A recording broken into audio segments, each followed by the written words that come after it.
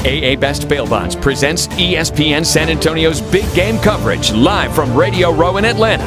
Powered by Dietz Tractors, the Low T Center, and Kielbasa Smoked Meats. Really, I mean, you look at that, Jeff Fisher and what he did with golf in that first year.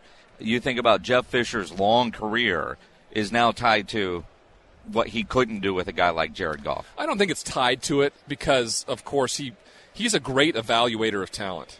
On that roster, he had Case Keenum, Nick Foles, Jared Goff. I mean, three quarterbacks that have done pretty darn good in this league, right?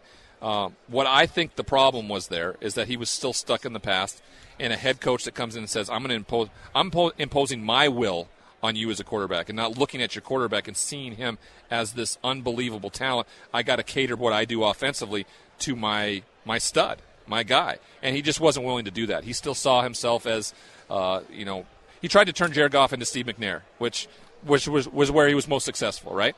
And it just didn't play out and didn't happen that way. So I don't fault him for that. I don't believe I tie it into it. I look at Jeff Fisher and I look at what he did in Tennessee and how they took him to the Super Bowl and a couple yards away from being a Super Bowl champion. That's the way I look at him.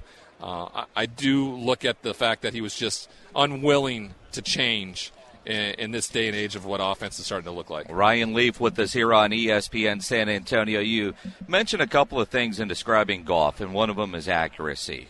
Obviously, we follow the Cowboys a lot, and one of the knocks on Dak Prescott is he accurate enough on a consistent basis? Is accuracy something you can teach? I think it is. I don't know if accuracy is. I mean, but I think your ability to read defenses allows for accuracy to build, right? Also, play calling. I mean, if you're taking shots down the football field, those are more advantageous to not be as successful, and you take into risk. I mean, that's part of it. So I think that Dak's the right guy for Dallas. I think Dak's been the right guy since he got the start when Tony Romo went down, and I think Dak's going to be your answer for a long time to come. They need to build around him. They're doing so. They got a great running game, great offensive line. They brought in the wide receiver. The loss in the playoffs to L.A. I don't think is anything for people to scoff at. I think that's a team that is in the Super Bowl, most likely is going to win the Super Bowl.